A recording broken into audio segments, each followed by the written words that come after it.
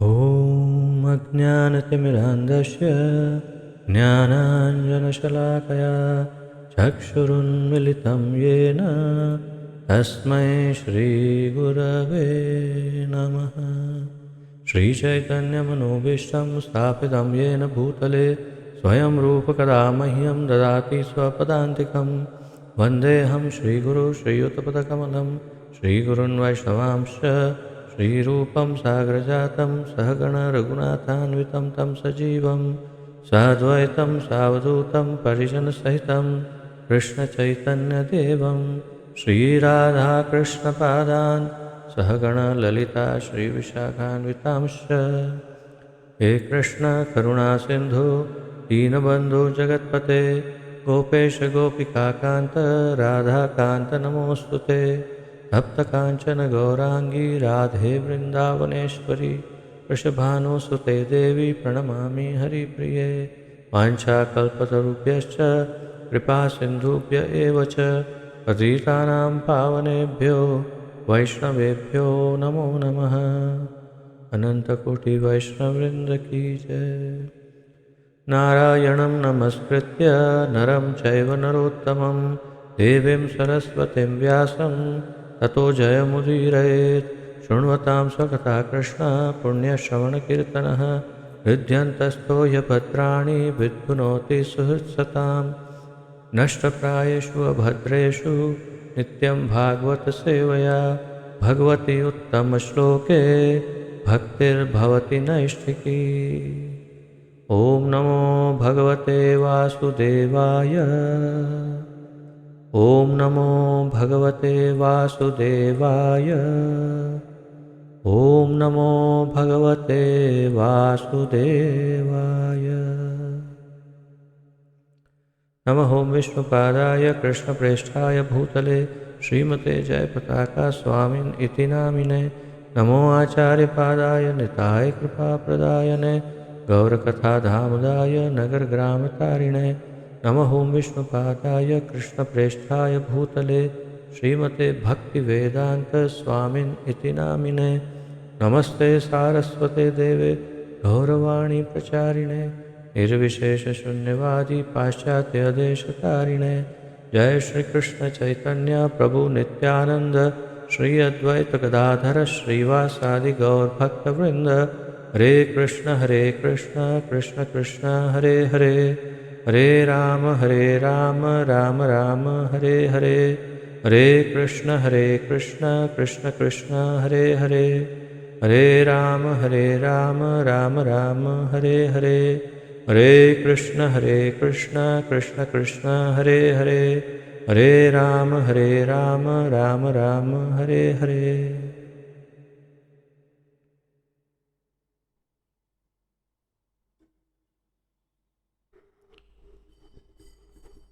आप सभी का बहुत बहुत स्वागत है आज के इस अत्यंत महत्वपूर्ण ज्ञान यज्ञ में, जिसमें हम सम्मिलित रूप से श्रीमद् भागवत महापुराण का अध्ययन कर रहे हैं। इसका आलेखन हमारे इस्कॉन के संस्थापक आचार्य श्रीमद् अभय चरणारविंद भक्तिवेदांत स्वामी श्रील प्रभुपाद जी ने किया है। श्रील प्रभुपाद की जय।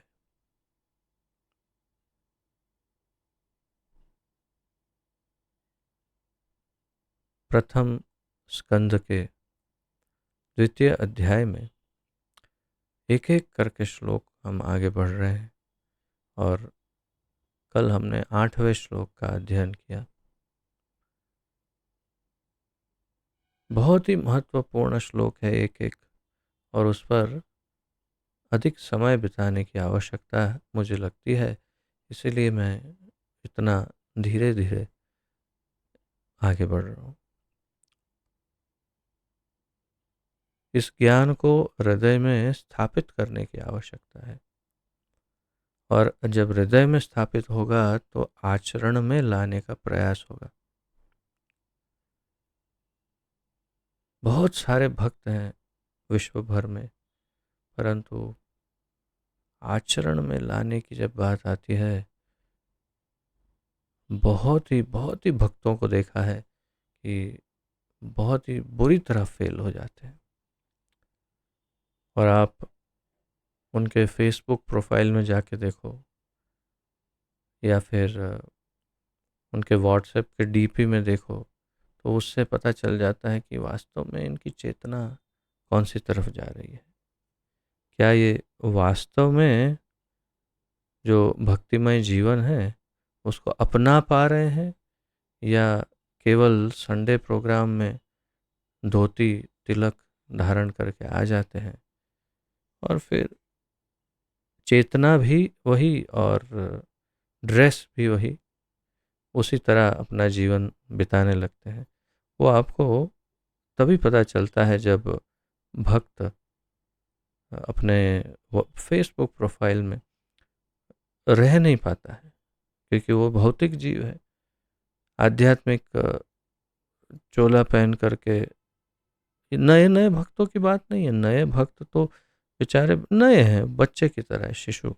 लेकिन ये तो 15-15 20-20 वर्ष बिताने के बाद, द्वितीय दीक्षा ब्राह्मण दीक्षा हो जाने के बाद भी जब आप फेसबुक प्रोफाइल में देखो तो पति पत्नी पैंट शर्ट पहन के, टी शर्ट पहन के, ऐसे ऐसे वस्त्र पहनकर, चश्मे लगाकर, गोगल्स वगैरह लगाकर कहाँ कहाँ घूम रहे हैं, और हम क्या क्या नहीं कर रहे हैं। मैं इतना ज़्यादा अंदर से द्रवित हो जाता हूँ कि जिस भौतिक संसार के उटपटांग कार्यों को छोड़ने के लिए हम सब इतना परिश्रम कर रहे हैं, जिससे हमारी चेतना शुद्ध हो और चेतना कृष्णमय हो, वही नहीं छोड़ना चाहते। यानी कि केवल उस समय ये ड्रेस पहना, और जैसे चौकीदार ड्रेस अपनी ड्यूटी में पहन के रात को बस बिल्कुल फ्री, वैसे मंदिर से बाहर निकले नहीं कि बिल्कुल फ्री, एकदम मुक्त जीवन।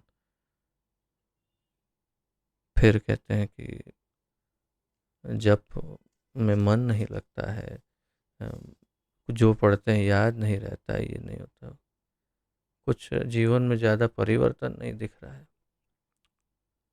क्या दिखेगा जब एप्लीकेशन नहीं ज्ञान की, तो फिर जीवन में क्या परिवर्तन आएगा। जब तक हम उसे व्यावहारिक रूप से लागू करने का प्रयास नहीं करेंगे इस ज्ञान को, तब तक क्या प्रोग्रेस होगा हमारा। तो इसीलिए मैं इसको जितना भी हो सके, प्रभुपाद जी ने भी, मैं जैसे अन्य आचार्यों की टीकाएं पढ़ता हूँ श्रीमद् भागवत की, तो वे बहुत ही आध्यात्मिक दृष्टिकोण से बताते हैं सब कुछ, संपूर्ण आध्यात्म। लेकिन जब मैं प्रभुपाद की टीका पढ़ता हूँ तो आप देखिए उसमें सबसे अधिक भौतिक दृष्टिकोण की बात है। क्यों? क्योंकि वे जानते हैं कि हम लोग संपूर्ण पथभ्रष्ट हैं, और पहले रास्ते पर आएंगे तब ये आध्यात्मिक ज्ञान अंदर उतरेगा। पहले तो उटपटांग हमारी आदतें, सबसे पहले तो वस्त्र वस्त्र परिधान जब तक नहीं बदलेंगे, तब तक तब तक चेतना कैसे बदलेगी। बंदरों के जैसा जीवन जिएंगे तो कब तक जिएंगे। कभी तो हमें समझना होगा कि हम तो पहले बंदर होंगे, अब नहीं है। उसने ऐसा पहना मैं भी वही पहनूंगा, उसने ऐसा खाया मैं भी ऐसा ही खाऊंगा, उसने ऐसा किया मैं भी ऐसा ही करूंगा। बस बंदरी, ऐसा ही जीवन हम जी रहे हैं वास्तव में। विशेष रूप से बच्चों को देखिए, आजकल के बच्चे बिल्कुल शायद बंदर भी सोच में पड़ जाते हैं, इतनी कॉपी तो हम भी नहीं करते। किस प्रकार का जीवन जीते हैं। आश्चर्य। मुझे मुझे अच्छे से स्मरण है, मैं 2002-3 में विदेश गया था। तो तब हमारे घर के बिल्कुल बगल में ही उसी रास्ते पर एक कॉलेज है। तो मैं हमेशा बताता हूँ कि जब मैं तब गया तो मैंने देखा कि वहाँ जो लड़कियाँ पढ़ने आती है कॉलेज में, उसमें से लगभग 65-70% लड़कियाँ पंजाबी सूट पहनती थी, और वो भी दुपट्टे के साथ।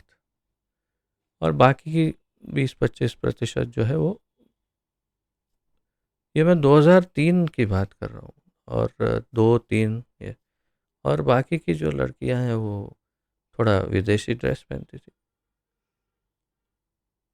और जब मैं 2007-6 में ही वापस आ गया था, 6 में वापस केवल 3 वर्ष में वो रेशियो उल्टा हो गया। केवल 20% लड़कियां भारतीय ड्रेस पहनती थी, बाकी 70-80% लड़कियां उसी कॉलेज में 3 ही वर्ष के अंदर, 3-4 वर्ष में संपूर्ण विदेशी वस्त्र पहनने लगी थी।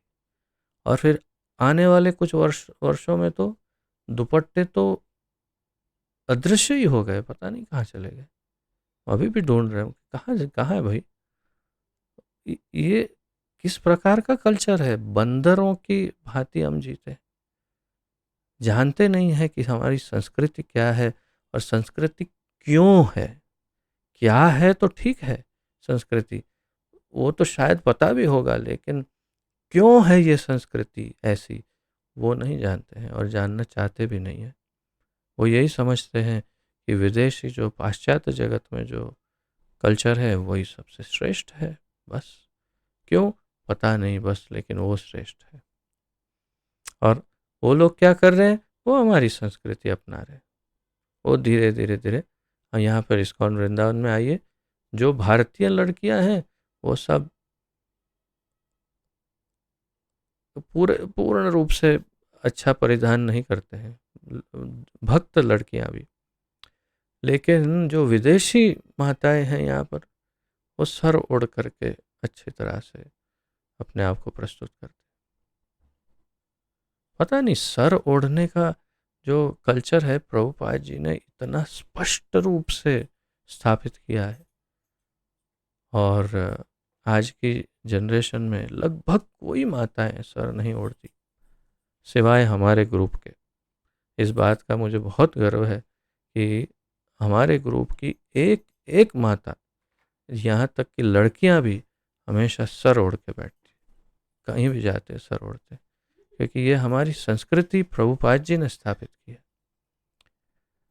प्रभुपाद जी को अगर प्रसन्न करना हो तो उनके निर्देशनों का पालन करना पड़ेगा।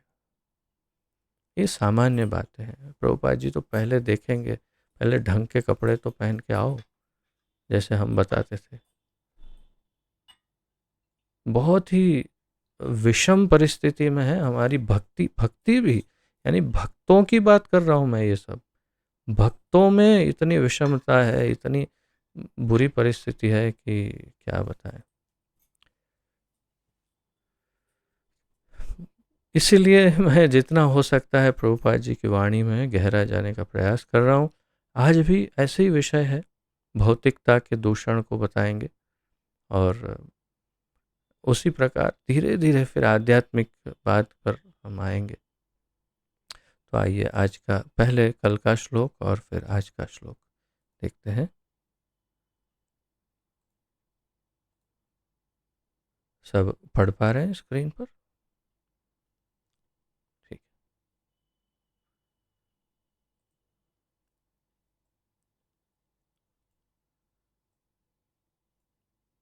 तो कल का बहुत ही सुंदर श्लोक आप सभी को थोड़ा बहुत स्मरण होगा। धर्मः स्वनुष्ठितः पुंसां विश्वक्सेन कथासु यः नोत्पादयेद यदि रतिम श्रम एव ही केवलम। मनुष्य द्वारा अपने पद के अनुसार संपन्न की गई वृत्तियां या अपना धर्म, मनुष्य जो भी अपना धर्म, निज धर्म करता है, यदि भगवान के संदेश के प्रति आकर्षण उत्पन्न न कर सके तो वे निरी व्यर्थ का श्रम होती है। अगर जो भी हम कर रहे हैं स्वधर्म, उससे यदि भगवान के प्रति आकर्षण ना हो तो वो व्यर्थ है, श्रम एव ही केवलम। अब आज का 9वां श्लोक, ये भी उन्हीं महत्वपूर्ण श्लोकों में से एक, जो प्रभुपाद जी के बड़े प्रिय श्लोक, जो बार बार उच्चारित करते थे। ये श्लोक भी उन्होंने अनंत बार उच्चारित किया होगा। उसका हम थोड़ा और विस्तार करेंगे, जो इन्होंने यहाँ पर नहीं किया वो भी हम देखेंगे, क्योंकि उन्होंने अपने वक्तव्यों में और आलेखनों में अन्य जगह पर इसमें से एक शब्द है उसका बड़ा विस्तार करके लिखा है, लेकिन यहाँ नहीं लिखा। तो हम उनमें से लेकर भी थोड़ा सा आज देखेंगे, क्योंकि बड़ा महत्वपूर्ण श्लोक है। आइए उच्चारण।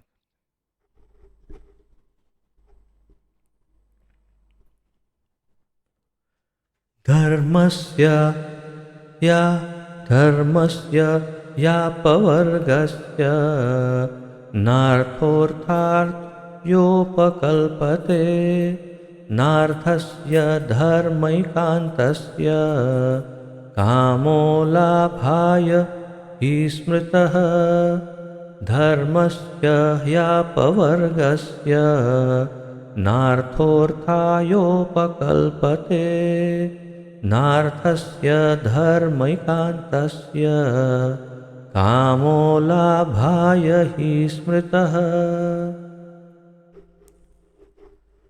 धर्मस्य या अपवर्गस्य, धर्मस्य ही अपवर्गस्य, तो धर्मस्य यापवर्गस्य नार्थोऽर्थायोपकल्पते, तो न अर्थ अर्थाय उपकल्पते, ये पूरा शब्द।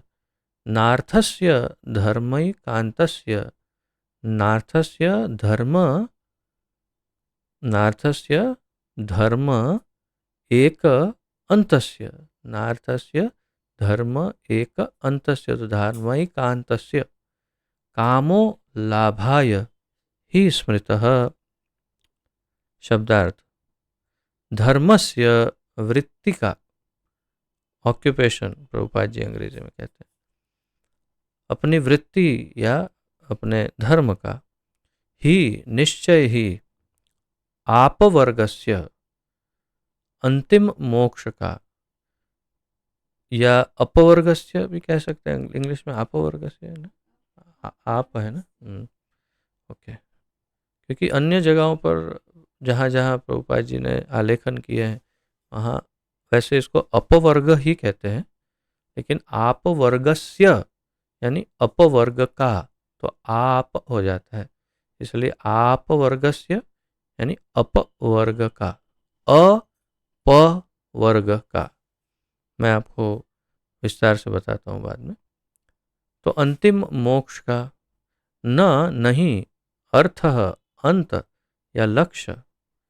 यहाँ अर्थ शब्द का अर्थ किया है अंत या लक्ष्य, कि प्रभुपाद जी ने अपने अंग्रेजी अनुवाद में एंड लिखा है, अर्थ यानी एंड, और अर्थाय भौतिक लाभ के लिए, दोनों एक ही शब्द लग रहे हैं। तो संस्कृत में एक ही शब्द के अनेक अर्थ होते हैं, और जो योग्य अर्थ है प्रभुपाद जी ने वही लिखे हैं।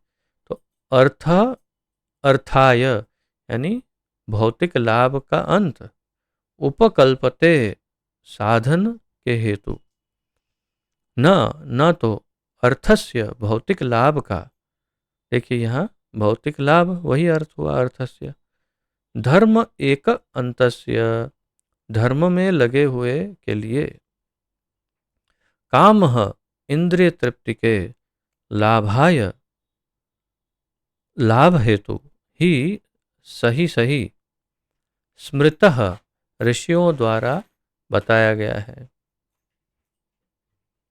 स्मृतः उसका अर्थ क्या है, ऋषियों द्वारा बताया गया। स्मृति स्मृति में से है, यानी वेदों में से या तो अन्य ऋषियों का ये कहना है, उसे भी स्मृतः इस प्रकार। तो ये केवल एक आचार्य ही समझा सकता है कि ये शब्द का क्या अर्थ होता है वास्तव में। अगर संस्कृत अनुवाद देखेंगे तो कुछ और ही करेंगे, जो आजकल कर रहे हैं लोग। शास्त्रों का अनुवाद कोई भाषा का टीचर कर रहा है, तो उसे क्या समझ में आएगा कि इसका गुह्य अर्थ क्या है। ये केवल परंपरा से ही समझ में आ सकता है। इसलिए स्मृतः का अर्थ है ऋषियों द्वारा बताया गया।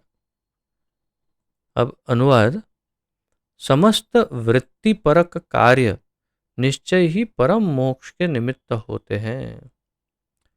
समस्त वृत्तिपरक कार्य हमारे धर्म मोक्ष के निमित्त होते हैं, यानी हम जो भी स्वधर्म का पालन करते हैं उससे मोक्ष प्राप्त हो सकता है। भगवत गीता में भी भगवान ने 2 बार अलग अलग प्रकार से इस श्लोक को प्रस्तुत किया है। स्वधर्मे निधनम श्रेय, भगवान कहते हैं अपने धर्म को निभाते हुए स्वधर्म इतना उत्तम है कि उसमें निधन हो जाएगा तो भी मुक्ति प्राप्त होगी। अपना स्वधर्म करते करते जीवन का अंत हो, उससे मोक्ष प्राप्त हो सकता है। भगवत प्राप्ति नहीं होगी परंतु मोक्ष मिल सकता है।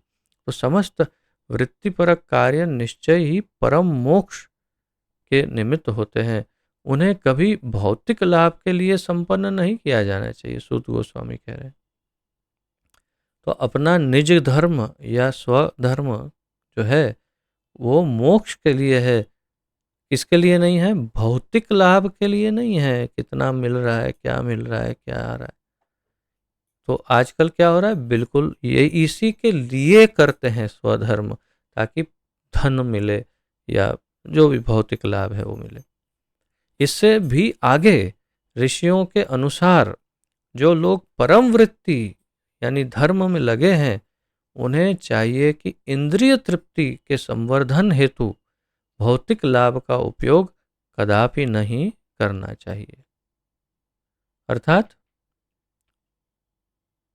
पहले तो ये कहा कि जो अपना निज धर्म कर रहे हैं, स्वाभाविक स्वधर्म, वो केवल मोक्ष के लिए हो, जो भी कर रहे हैं वो।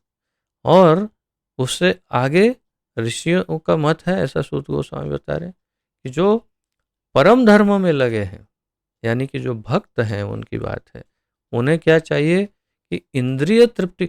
विश्वनाथ चक्रवर्ती ठाकुर इस बात को स्पष्ट करते हैं अपनी टीका में, इस अनुवाद को वो स्पष्ट कहते हैं कि ये भक्तों की बात है, ये भक्तों के लिए कहा। जो दूसरा वाक्य है वो भक्तों के लिए है कि उन्हें चाहिए कि इंद्रिय तृप्ति के संवर्धन हेतु, यानी अपनी इंद्रियों को खुश अच्छा मस्त रखने के लिए, आनंद में रखने के लिए, अच्छा खाना पीना पहनना सोना इत्यादि, अच्छा अपना इंद्रियों का भोग जो है उसके लिए भौतिक लाभ का उपयोग कदापि नहीं करना चाहिए। यानी यदि आप बिजनेस या कुछ कर रहे हैं उसमें लाभ हो भी रहा है तो ऐसा नहीं कि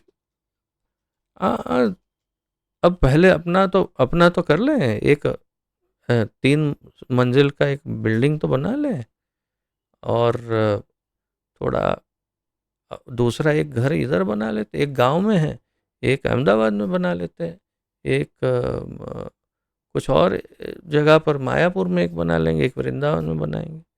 और बेटे के लिए इतना रखें, बेटी के लिए इतना रखना है, ये करना है वो करना। और फिर बाद में बचा कुछ, हाँ 2000 रुपये है ना, लो ना प्रभु जी, लीजिए ना प्रभु जी, डोनेशन 2000, बहुत सुंदर अद्भुत।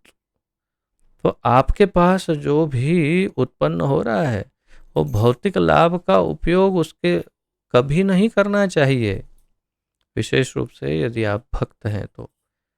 ये स्पष्ट रूप से विश्वनाथ चक्रवर्ती ठाकुर कहते हैं। अब इस समस्त अनुवाद में कहीं भी अपवर्गस्य या आपवर्गस्य जैसे यहाँ लिखा है, तो अपवर्ग का यहाँ पर उल्लेख प्रभुपाद जी ने किया नहीं। और आगे ऐसा करते हैं,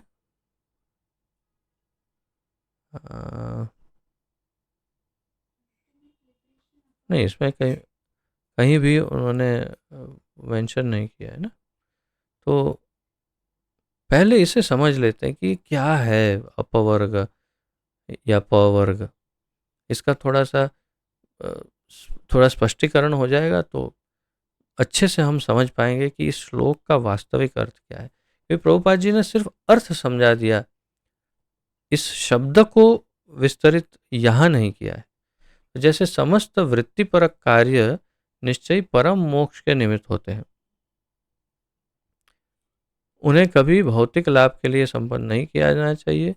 इससे भी आगे ऋषियों के अनुसार जो, तो ये जो है धर्मस्य ही आपवर्गस्य अंतिम मोक्ष का न अर्थः अर्थाय उपकल्पते, यानी अपने इंद्रियों के लिए, अपने भौतिक लाभ के लिए इसका उपयोग नहीं करना चाहिए। किसका?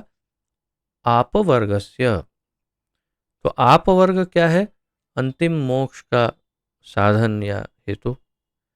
तो अब इस शब्द पर आते हैं कि पवर्ग और अपवर्ग।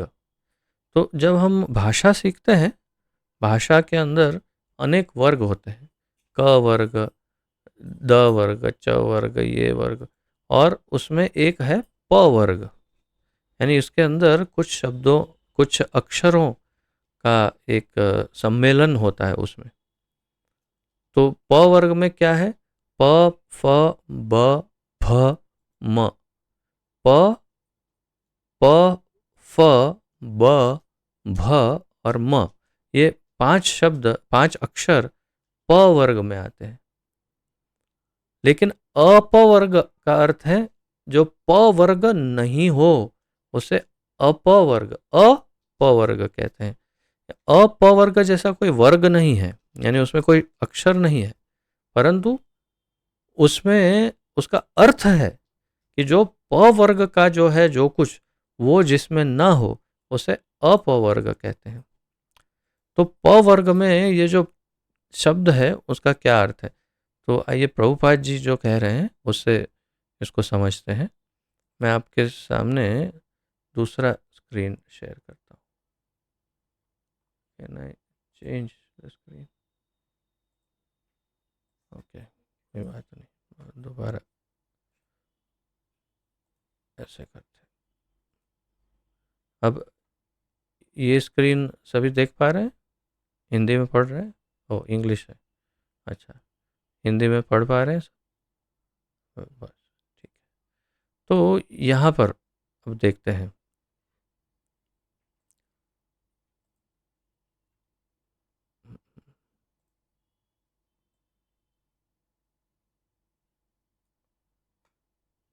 प्रभुपाद जी ने नेक्टर ऑफ डिवोशन यानी भक्ति रसामृत सिंधु के 22वें अध्याय में कृष्ण के 64 जो गुण हैं, उन 64 गुण में से 29वें गुण, 59वें गुण का वर्णन करते हुए ये लिखा है। 59 मीन्स 59। मोक्ष का दूसरा नाम अपवर्ग है। तो यहाँ पर जो उस श्लोक में हमने अपवर्ग देखा, उसका क्या अर्थ है? उसका अर्थ है मोक्ष या मुक्ति। उसका अर्थ होता है मुक्ति। अपवर्ग पवर्ग या भौतिक अस्तित्व की विभिन्न दयनीय स्थितियों के विपरीत है। तो पवर्ग जो है वो बहुत ही दयनीय स्थिति है और कष्टदायक स्थिति है, उसे पवर्ग कहते हैं। और अपवर्ग यानी उसमें कष्ट नहीं है। अब देखते हैं, पवर्ग शब्द संस्कृत के 5 अक्षरों के संयोजन को इंगित करता है। कौन से 5 शब्दों को? प, फ, ब, भ और म। ये 5 शब्द प, फ, ब, भ और म, इससे प वर्ग की रचना होती है। ये है प वर्ग के 5 अक्षर। ये सब जो विशेष रूप से प्रचारक है उन्हें बहुत ही अच्छे से ये स्मरण कर लेना चाहिए। ये अक्षर नीचे वर्णित 5 अलग अलग स्थितियों के लिए शब्दों के पहले अक्षर हैं। 5 स्थिति के 5 अक्षर। पहला अक्षर प, पराभव शब्द से आया है, जिसका अर्थ है हार। पहला अक्षर जो है प, वो पराभव, पराभव यानी पराजय, हार। तो पराभव, प वर्ग में प, फ, ब, भ, म, तो प यानी पराजय, हार।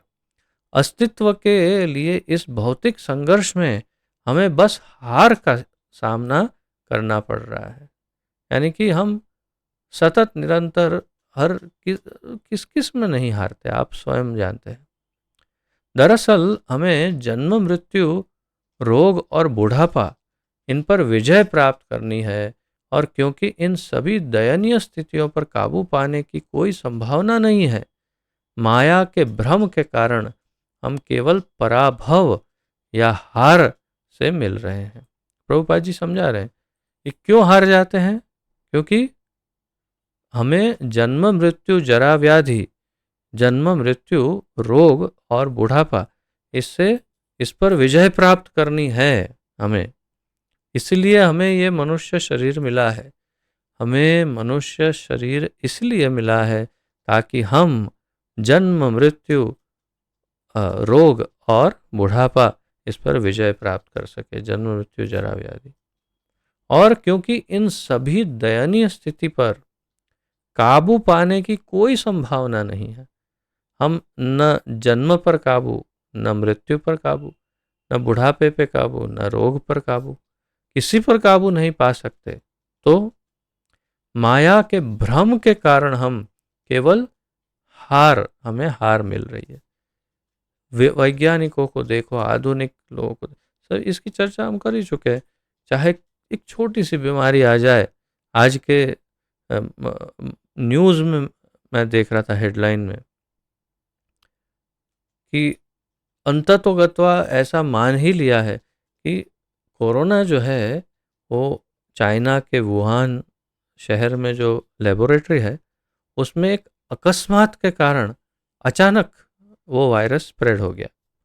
यानी बर्तन हाथ से गिर गया, उसमें से स्प्रेड हो गया, कुछ भी हुआ होगा, लेकिन उस लेबोरेटरी से ही ये वायरस अचानक स्प्रेड हुआ। अर्थात चाहे कितना भी परिश्रम कर ले, परंतु बस एक इतनी सी गलती और माया देवी छोड़ती नहीं है। बिल्कुल प्रकृति पूरी तरह से नष्ट भ्रष्ट करके हिला के रख देती है हमारे अहंकार को कि मैं ये कर सकता हूँ, कंट्रोल कुछ नहीं। तो ये है पहला शब्द प। फिर अगला अक्षर है फ, फेन शब्द से लिया गया है। अगला अक्षर प फ। फ जो है, फ फेन शब्द से लिया गया। फेन यानी क्या? फेन वह जाग है जो बहुत थके होने पर मुंह पर पाया जाता है, जैसा कि आमतौर पर घोड़ों के साथ देखा जाता है। तो जैसे आप अच्छा डिटर्जेंट लाते हैं और फिर उसमें जो होता है जाग या फोम, उसे फेन हिंदी में कहते हैं, तो उस संस्कृत में भी फेन ही। तो वो फ जो है वो फेन के लिए है। और फेन कहाँ कहाँ से निकलता है? एक तो साबुन में से, और दूसरा थके हुए व्यक्ति के मुंह से फेन निकल जाता है। आपने कभी देखा हो कि नहीं, मनुष्यों को देखा हो कि नहीं, परंतु कोई भी जो जानवर या पशु या कोई मनुष्य कुछ जब बहुत ही अधिक थक जाते हैं तो मुंह से फेन निकलता है। तो अर्थात पहले तो हार गए, दूसरा मुंह से फेन निकल जाए ऐसे गधा मजदूरी करते हैं, ये हमारी दशा है, दुर्दशा।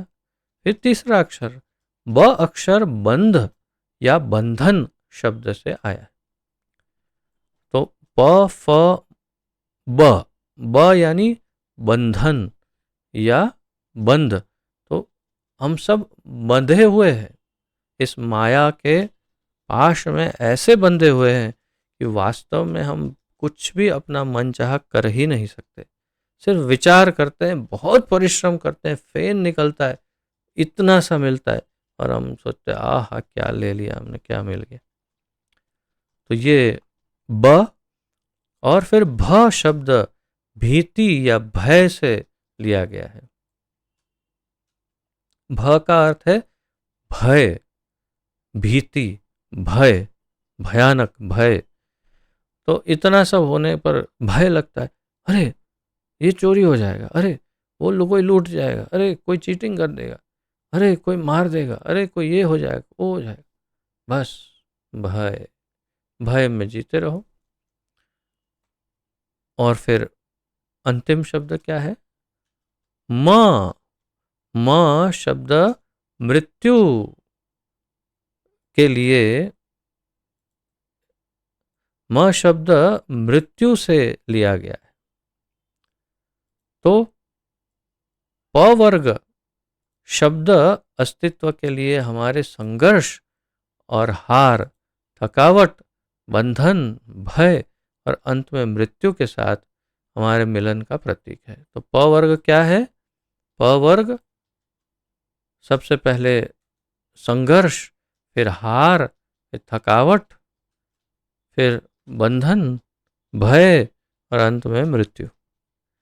यह है प वर्ग। अपवर्ग का अर्थ है जो इन सभी भौतिक स्थितियों का को समाप्त कर सकता है, उसे अपवर्ग कहते हैं। तो अपवर्ग यानी जो इन सभी स्थितियों का नाश कर सकता है। कृष्ण को अपवर्ग का दाता कहा जाता है, मुक्ति का मार्ग। कृष्ण को अपवर्ग का दाता कहा जाता है। तो ये था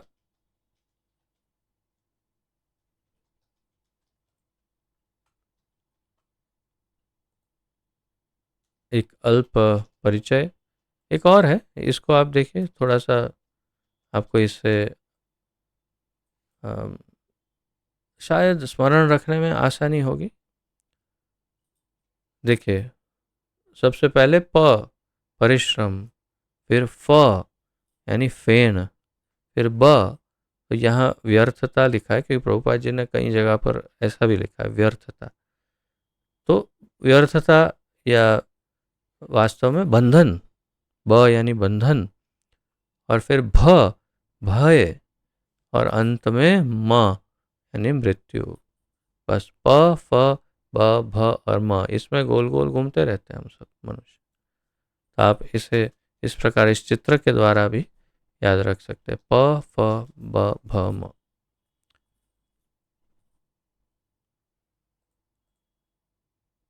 अब पुनः चलते हैं अपने श्लोक पर।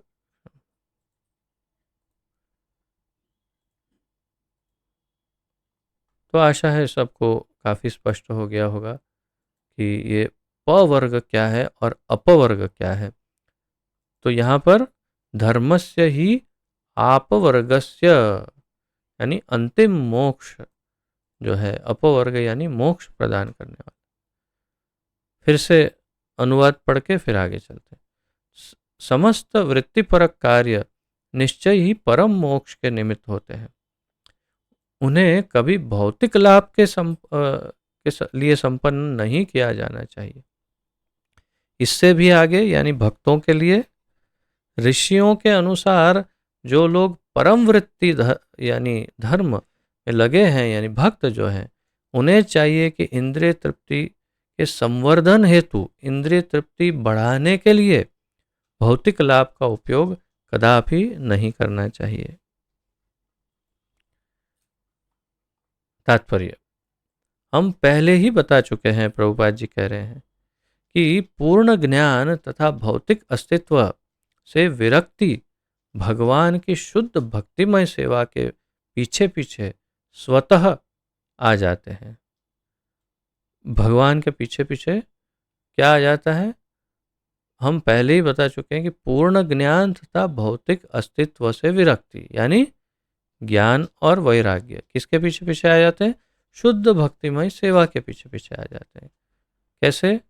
जैसे इसके पहले वाले श्लोक में बताया उस तरह से कि ज्ञान और वैराग्य ये दोनों भक्ति पर निर्भर है, परंतु भक्ति इन पर निर्भर नहीं है। फिर से उस श्लोक को देखते हैं। धर्म स्वनुष्ठित, क्षमा करिए, ये नहीं, वासुदेवे भगवती भक्ति योग प्रयोजितः जनयति आशु वैराग्यम ज्ञानम चयद अहैतुकम। वासुदेव भगवती भक्ति योग प्रयोजित। और वासुदेव के प्रति जो भक्ति है उससे जनयति आशु तुरंत वैराग्यम, तुरंत वैराग्य, ज्ञानम च यानी और एंड, और ज्ञान भी, तो वैराग्य और ज्ञान अहेतुकम, बिल्कुल अकारण ही उत्पन्न हो जाएगा। किसके पीछे पीछे? भक्ति योग प्रयोजित, भक्ति योग के पीछे पीछे। तो ये तो प्रभुपाद जी कह रहे हैं कि मैं पहले ही बता चुका हूं, और आगे समझाते हैं। किंतु कुछ लोग ऐसे हैं जो मानते हैं कि धर्म सहित समस्त प्रकार की वृत्तियां भौतिक लाभ के निमित्त है। मैं इसीलिए पढ़ने में रुक जाता हूँ, क्योंकि विचारों को मैं श्रृंखलाबद्ध करके प्रस्तुत करना है, तो कभी कभी पढ़ता भी हूँ, विचार भी कर रहा हूँ। तो मैं ये वास्तव में ये विचार कर रहा था ये पढ़ते समय कि अब प्रभुपाद जी बिल्कुल एकदम भौतिक ही बात करेंगे। जैसे मैंने आज शुरुआत में बताया, सारी भौतिकता के की पोल खोल रहे हैं प्रभुपाद जी, और हमें बता रहे हैं कि हम लोग किस दुर्दशा में हैं, जिसे हम भक्त, कम से कम हम भक्त इनसे मुक्त हो सके जल्दी से जल्दी। तो किंतु कुछ लोग ऐसे हैं जो मानते हैं कि धर्म सहित समस्त प्रकार की वृत्तियां भौतिक लाभ के निमित्त है। धर्म भी भौतिक लाभ के लिए है, ऐसा मानते हैं लोग। कुछ लोग संसार के किसी भी भाग में किसी भी साधारण व्यक्ति की सामान्य प्रवृत्ति यही होती है कि धार्मिक या अन्य वृत्ति के बदले कोई ना कोई भौतिक लाभ प्राप्त हो। किसी को भी आज के युग में देखो, सब कुछ बिजनेस है, सब कुछ बिजनेस है। मंदिर बिजनेस है, पूजा बिजनेस है, यज्ञ अनुष्ठान आदि बिजनेस है, योग बिजनेस है। क्या बिजनेस नहीं है? धार्मिक सारी वृत्तियां जो भी कार्य हैं सबको बिजनेस बनाया, उससे अपनी टीआरपी बढ़ाते हैं, धन कमाते हैं, और प्रतिष्ठित हो जाते हैं सब जगह, और स्थायी रूप से अपना एक केंद्र या एक ऑर्गेनाइजेशन बना के बस बैठ जाते हैं। तो प्रभुपाद जी कह रहे हैं कि संसार के किसी भी भाग में किसी भी साधारण व्यक्ति की सामान्य प्रवृत्ति यही होती है। संसार के किसी भी भाग में कहीं भी साधारण व्यक्ति की प्रवृत्ति यही होती है कि धार्मिक हो या कोई और कार्य, उसे कुछ ना कुछ लाभ मिलना चाहिए। मंदिरों में क्यों? अब मंदिर हमारे यहाँ तो फिर भी प्रेमी आते हैं हमारे मंदिरों में, जो भगवान को प्रेम करते हैं। लेकिन अन्य मंदिरों में, देवी देवताओं के मंदिर, इनका मंदिर, साईं बाबा का मंदिर, हनुमान जी का मंदिर, इनका गणेश जी का मंदिर, क्यों जाते हैं? लिस्ट लेकर जाते हैं, अंदर से लिस्ट निकालते हैं। आप नोट कर रहे हैं ना? Please note. एक बंगलो, एक गाड़ी, ये हाँ, और उसके बदले आपको देंगे 7 नारियल, ठाप ठाप ठाप ठाप फोड़े।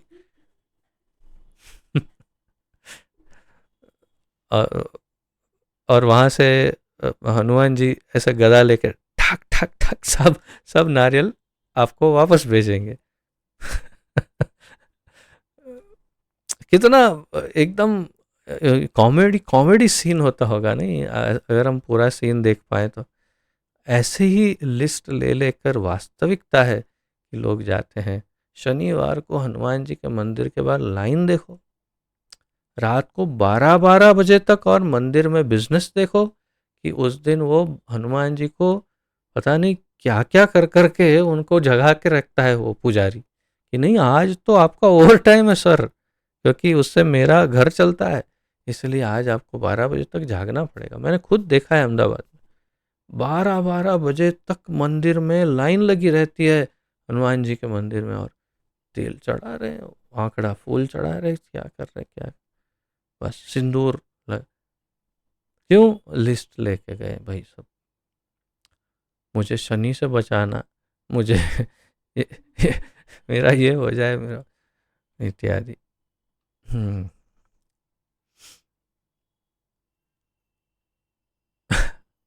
इस बहुत ही ये वास्तव में विनोद का ये बड़ा हास्यास्पद विषय है कि धर्म को मजाक बना दिया सबने मिलकर आधुनिक जगत में। तो ये भौतिक लाभ के लिए नहीं है बता रहे हैं, सामान्य लोगों के लिए तो यही बना हुआ है। यहाँ तक कि वैदिक साहित्य में भी समस्त धार्मिक कृत्यों के लिए भौतिक लाभ का प्रलोभन दिया गया है, और अधिकांश लोग ऐसे धार्मिकता के प्रलोभनों अथवा आशीर्वादों के प्रति आकृष्ट होते हैं। भगवान भी भगवत गीता में अर्जुन को कहते हैं, यामिमाम पुष्पिताम वाचः, यामिमाम पुष्पिताम, ये वेद जो हैं उसके अंदर फ्लावरी लैंग्वेज में सब लिखा है, यानी कि सब पुष्प जैसे आकर्षण करते हैं वैसे आकर्षित करने वाली भाषा में है कि ये करोगे तो ये मिलेगा, ये करने से ये मिलेगा, ऐसा करने से वो मिलेगा, सोम रस मिलेगा, स्वर्ग मिलेगा, ऐसा सब लिखा हुआ है वेदों में। तो यहाँ तक कि वैदिक साहित्य में भी प्रभुपाद जी कह रहे हैं समस्त धार्मिक कृत्यों के लिए भौतिक लाभ का प्रलोभन दिया है उसमें। और उसमें अधिकांश लोग ऐसे धार्मिकता के प्रलोभन अथवा आशीर्वाद के प्रति आकृष्ट होते हैं, या यूं कहिए फंस जाते हैं उसमें। तो फिर ऐसे तथाकथित धार्मिक लोग भौतिक लाभों के प्रति क्यों आकृष्ट होते हैं? ऐसे धार्मिक लोग जो हैं, जिसको धार्मिक ही है ना, जो वेदों का इसका जो भी, या मंदिर बना रहे हैं जो भी, सब धार्मिक लोग, तो वो भौतिक लाभों में क्यों आकृष्ट होते हैं, उसके प्रति क्यों फंसते हैं? क्योंकि भौतिक लाभ से इच्छाओं की पूर्ति हो सकती है। देखिए क्रम से प्रभुपाद जी समझाएंगे अभी कि आध्यात्मिक लोग भौतिक लाभ के पीछे क्यों हैं। भौतिक लाभ से इच्छाओं की पूर्ति होती है, और ये जो इच्छाओं की पूर्ति क्या है, और इच्छाओं की पूर्ति से इंद्रिय तुष्टि होती है। तो बहुत आध्यात्मिक वस्तुओं से कथा करके, मंदिर बना करके, पूजा करवा के, या कुछ और उससे भौतिक लाभ होगा। भौतिक लाभ से क्या मिलेगा? इच्छाओं की पूर्ति होगी। इच्छाओं की पूर्ति से क्या होगा? इंद्रिय संतुष्ट होंगी। सारी मेरी इंद्रियां जो हैं उन्हें अपना अपना विषय मिल जाएगा। वृत्तियों के इस चक्र में तथाकथित धार्मिकता भी आती है, जिसके बाद भौतिक लाभ, और भौतिक लाभ के बाद इच्छा पूर्ति होती है। तो धार्मिक विशेष रूप से वैदिक जो निर्देशन है उसमें काफी कुछ ये सब है भौतिक लाभ के विषय में, लेकिन ये सब कहाँ ले जाता है हमें, इसका गंतव्य कहाँ है, वो देखिए। तो वृत्तियों के इस चक्र में तथाकथित धार्मिकता भी आती है, इसके बाद भौतिक लाभ, और भौतिक लाभ के बाद इच्छा पूर्ति, इच्छा पूर्ति के बाद इंद्रिय तृप्ति। तो इंद्रिय तृप्ति पूरी तरह से व्यस्त समस्त प्रकार के व्यक्तियों का सामान्य मार्ग है। ये मुझे लग रहा है इसे मार्क करना चाहिए। इंद्रिय तृप्ति पूरी तरह से व्यस्त समस्त प्रकार के व्यक्तियों का सामान्य मार्ग है, यानी सभी लोग, आध्यात्मिक भौतिक सब सामान्य लोगों की बात है, सभी ऐसे नहीं, सामान्यतया अधिक से अधिक लोग बस अपनी इंद्रिय तृप्ति ही कर रहे हैं, इनके या तो आध्यात्म के द्वारा या भौतिकता के द्वारा। किंतु श्रीमद् भागवत के निर्णय अनुसार इस श्लोक में सूत गोस्वामी के कथन द्वारा इसका निषेध किया गया है। सूत गोस्वामी निषेध कर रहे हैं, ना कह रहे नहीं। क्या कह रहे हैं? न अर्थस्य लाभाय या धर्म, तो न न यानी नहीं है, और ऊपर भी कहा न अर्थ अर्थाय, अर्थात ये आपके लाभ के लिए, इंद्रिय तृप्ति के लिए नहीं है धर्म। तो यहाँ सूत गोस्वामी निषेध कर रहे हैं। मनुष्य को चाहिए कि केवल भौतिक लाभ के लिए ही कोई वृत्ति न अपनाए। अब ये मुझे तो बोलने में काफी परेशानी हो रही है, ये वाक्य बोलने में, क्योंकि इसका कोई अर्थ निकलेगा और कोई इस पर विचार करेगा तो ही तो ये बोलने का अर्थ है। मनुष्य को चाहिए कि केवल भौतिक लाभ के लिए ही कोई वृत्ति न अपनाए। और आप ये कहेंगे और सामने से जवाब मिलेगा, तो फिर किस लिए अपनाए भाई? वो भौतिक लाभ के लिए नहीं करेगा तो किस लिए करेगा? हम थोड़ी सेवा करने के लिए बैठे हैं, हम तो धन कमाने के लिए ही तो ये सब कर रहे हैं। जवाब ऐसा मिलेगा निश्चय ही। इसलिए मैं इस वाक्य को बोलने में बहुत कष्ट अनुभव कर रहा हूँ। मानने वाला कौन है इसको? कोई मान जाए तो तर जाए। मनुष्य को चाहिए केवल भौतिक लाभ के लिए बिजनेस, व्यवसाय या कोई भी क्रिया जो कर रहा है वो ना करे। आप सब में से जितने बिजनेसमैन हैं, या तो जो भी थोड़ा बहुत छोटा मोटा भी बिजनेस ही कर रहे हैं, तो उनके लिए तो ये और भी कठिन है कि कैसे ऐसा हो सकता है। नहीं भौतिक लाभ का उपयोग इंद्रिय तृप्ति के लिए किया जाए तो फिर किसके लिए किया जाए?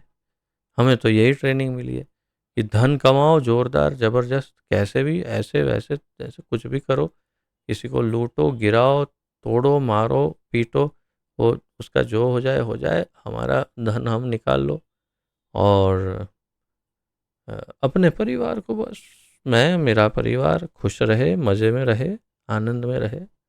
ऋणम कृत्वा घृतम पिबेत यावत जीवेत सुखम जीवेत। भस्मीभूतस्य देहस्य कुतः पुनरागमो भवेत। हमारे चारवाक ऋषि जी बता रहे हैं, ऋण करो, ऋण ऋण लेकर घी पियो, मजा करो। क्यों? भस्मीभूतस्य देहस्य कुतः पुनरागमो। एक बार शरीर जल गया तो दोबारा कौन आने वाला है? कोई आएगा क्या दोबारा?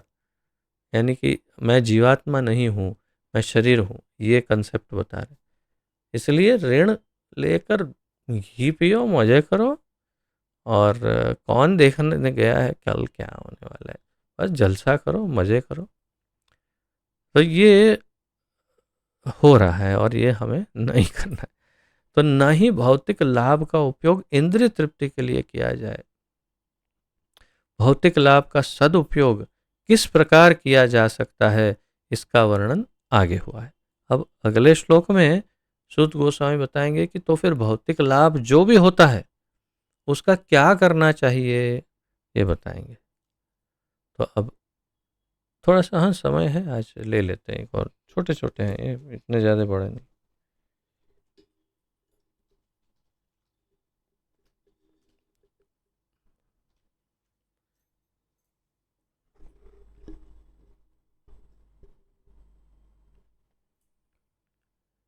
कामस्य नेन्द्रियप्रीतिर्लाभो जीवेत यावता जीवस्य तत्त्वजिज्ञासा नार्थो यश्चेह कर्मभिः। कामस्य नेन्द्रियप्रीति लाभो जीवेत यावता जीवस्य तत्त्वजिज्ञासा नार्थो यश्चेह कर्मभिः।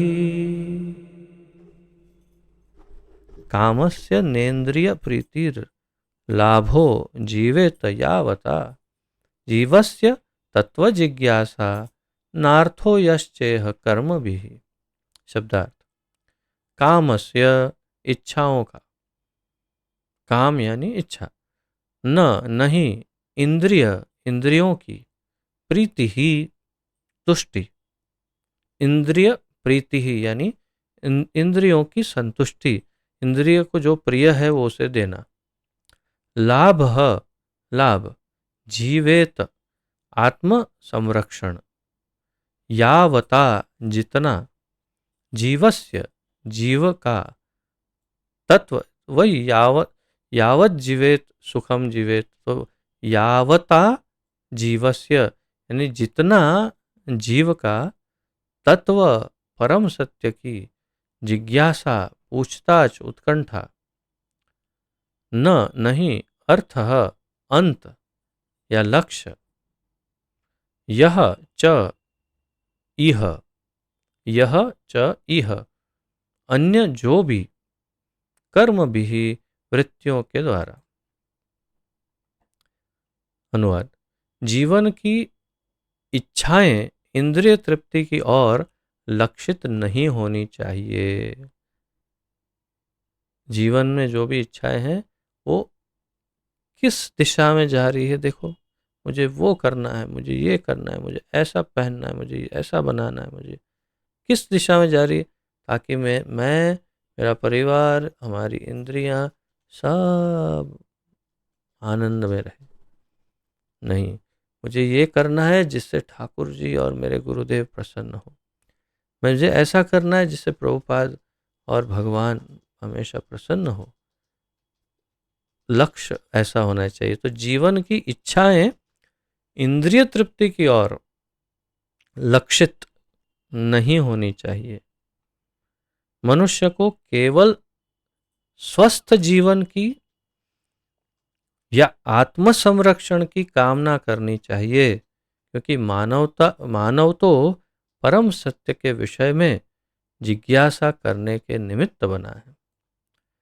मनुष्य को केवल जितना जी सके, जितना सस्टेनेंस के लिए, सस्टेन होने के लिए, जितना अपने आप को बनाए रखने के लिए जितना जरूरी है, उतना ही उसको भोगना चाहिए। जो भी सारी इंद्रियों के भोग कर सकते हैं उसमें, क्योंकि उसमें कोई दोष नहीं। आगे प्रभुपाद जी तात्पर्य में बताएंगे भक्तों के लिए। तो तात्पर्य ये है इसमें कि सारी इंद्रियों को अपना अपना जो भी खाना इंद्रियों को चाहिए वो उसे दे सकते हैं, लेकिन जितना परम आवश्यक हो केवल उतना ही, उससे अधिक नहीं। यानी उसका भोग ना हो, केवल आवश्यकता की पूर्ति हो बस। यानी उदाहरण, भूख लगी है तो मुझे अभी 56 भोग चाहिए, मुझे 6-7 प्रकार की सब्जियां चाहिए, पूरी, मालपुआ, रसगुल्ला, आइसक्रीम, ये वो सब चाहिए। नहीं, एक सूखी रोटी, थोड़ा सा अचार या थोड़ी सब्जी, उतना है, पेट भर जाएगा, काम चल जाएगा, शरीर चलेगा, बस इतना ही पाओ। जिससे शरीर मेंटेन हो जाए उतना पाना चाहिए। यानी मनुष्य को केवल स्वस्थ जीवन, ऐसा भी नहीं कि ऐसा खाओ कि बीमार पड़ जाओ। नहीं, अगर स्वस्थ जीवन के लिए 2 बादाम खाना जरूरी है तो खा सकते हैं। ठाकुर जी को अर्पण वैसे भी करते हैं, उनको अर्पण करके प्रसाद के रूप में खाओ, वो कोई बात नहीं। लेकिन जरूरी हो तो, ये नहीं कि इतना ढेर लेके बैठे बादाम का खाए जा रहे हैं, सिंह की तरह, वो मूंगफली की तरह। तो मनुष्य को केवल स्वस्थ जीवन की या आत्म संरक्षण की कामना करनी चाहिए। आत्म संरक्षण, घर में रहो, बाहर रास्ते पर रहने की आवश्यकता नहीं है। घर में रहो, पर घर कैसे बनाओ? आलीशान बंगलो, 3 मंजिल का घर गांव में हमारे पास, तो बड़ा जबरदस्त। क्यों? अरे आजू बाजू के लोग भी कहना चाहिए ना, गया था अहमदाबाद में, आया तो धनवान होके आया। नहीं भाई, उसके लिए नहीं दादा, यहाँ पर एक भजन कुटीर बनाओ और भजन करो चुपचाप से, और कुछ नहीं।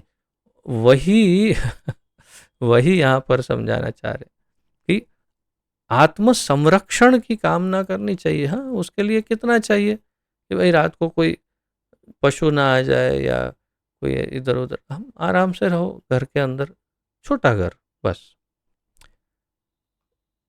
क्योंकि मानव तो परम सत्य के विषय में जिज्ञासा करने के निमित्त बना है। क्यों मिला है मनुष्य जीवन? आहार के लिए, निद्रा के लिए, भय के लिए और मैथुन के लिए, है ना?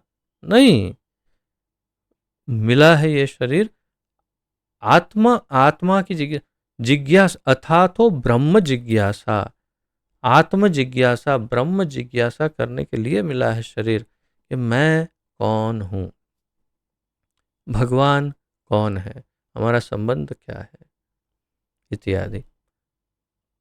मनुष्य की वृत्तियों का इसके अतिरिक्त अन्य कोई लक्ष्य नहीं होना चाहिए।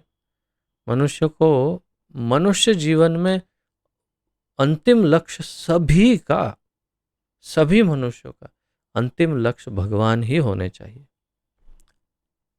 परंतु ऐसा है नहीं अभी तो, कम से कम कलयुग में नहीं। सत्ययुग में था। सत्ययुग में स्वाभाविक रूप से अधिक लोगों का ध्येय, 99% कह सकते हैं, ध्येय भगवान ही है। और धीरे धीरे युग बदलता है, परिवर्तन होता है। तो ये है इसका अनुवाद। मुख्य रूप से हमें भोग के लिए नहीं, हमें अपने कल्याण के लिए सब भोगना चाहिए आवश्यकता के अनुसार। अब प्रभुपाद जी अच्छे से विस्तरित करते हैं। पूर्ण रूप से मोहग्रस्त भौतिक सभ्यता गलत तरीके से इंद्रिय तृप्ति की इच्छा पूर्ति की दिशा में अग्रसर है। ये भी 60-65 वर्ष पूर्व लिखा है, तब ऐसी अवस्था थी, आप सोचिए। तो अब तो क्या है? तो पूर्ण रूप से मोहग्रस्त, भ्रमित भौतिक सभ्यता गलत तरीके से इंद्रिय तृप्ति की इच्छा पूर्ति की दिशा में अग्रसर है। बस यही सिखा रही है, भोग करो, भोग करो, भोग, बस मजे करो, जलसे करो, और जितना हो सकता है भोग करो। यावत जीवेत सुखम जीवेत, बाद में कौन आएगा वापस पता ही नहीं है, शरीर भस्म हो जाएगा, पता नहीं है कहाँ जाएंगे, इसलिए बस जलसा करो। तो ऐसी सभ्यता में, इससे मुझे स्मरण हो रहा है, प्रभुपाद जी विदेश में प्रचार कर रहे थे और एक बहुत बड़े अंग्रेज लॉर्ड थे कोई, यानी बहुत ही बड़े व्यक्ति थे अंग्रेज। तो उनके साथ चर्चा कर रहे थे। प्रभुपाद जी ने कहा कि हमारे तो बस केवल 4 नियम हैं, उतना ही पालन करना होता है। तो बोले, अच्छा बताइए क्या है, हम भी पालन करेंगे। वो लॉर्ड ने कहा, अच्छा। प्रभुपाद जी ने कहना शुरू किया कि किसी भी प्रकार का नशा नहीं, चाय और कॉफ़ी भी नहीं। अच्छा। फिर कहा कि किसी भी प्रकार का मांसाहार नहीं, और प्याज और लहसुन भी नहीं। अरे! फिर उनको कहा कि किसी भी प्रकार का जुआ नहीं खेलना, उसमें लॉटरी नहीं, आपके जो भी बड़े बड़े कैसीनो में जाते हो आप, कार्ड्स खेलते हो, वो सब, वो कुछ नहीं, क्लब, वो सब नहीं, नहीं। और फिर कहा कि चौथा, बहुत सरल है, बहुत ही आसान है, कोई व्यभिचार नहीं, यानी कि पर स्त्री संबंध नहीं, यानी सिर्फ शादीशुदा जो है वही संबंध। अच्छा। तो वो लॉर्ड की तो आंखें फटी रह गई। उन्होंने कहा, असंभव, असंभव, असंभव, अगर ये 4 नहीं है तो व्यक्ति जीवित ही कैसे रहेगा, ऐसा कहा वो लॉर्ड ने। यानी वो कहना ये चाहते थे कि ये 4 ही जीवन है, अगर ये 4 ना हो तो मनुष्य जिए किसके लिए। अब सोचिए क्या सोच है पाश्चात्य जगत की, और अब भारत की भी ऐसी सोच होती जा रही है। अपने आप को बचाइए, अपने बच्चों को बचाइए, क्योंकि इस लपेटे में, यदि इस आग के लपेटे में आगे बच्चे या आप में से कोई परिवार का कुछ भी, तो पूरी तरह से हाथ धो बैठना पड़ेगा। और फिर उनका क्या होगा, कैसा दुखमय जीवन हो सकता है, कुछ नहीं बोल सकते, क्योंकि इससे दुख ही जनित होता है। क्योंकि ये सब धर्म विरुद्ध कार्य जो है, 4 पाप के मूल जो शास्त्र में बताए वो ये है। कली के रहने के स्थान जो बताएं वो यही 4 है। जहाँ पर कली रहता है, जिसमें कलयुग में, वो ये 4 स्थान, और फिर 5वां सोना स्वर्ण। तो भक्तों को बहुत सावधान रहना चाहिए। पूर्ण रूप से मोहग्रस्त भौतिक सभ्यता गलत तरीके से इंद्रिय तृप्ति की ओर भाग रही है। ऐसी सभ्यता में जीवन के सभी क्षेत्रों में इंद्रिय तृप्ति ही चरम लक्ष्य होता है। और ये सभ्यता में मूल क्या है? इंद्रिय तृप्ति। बस मजा करो, जलसा करो, आनंद करो।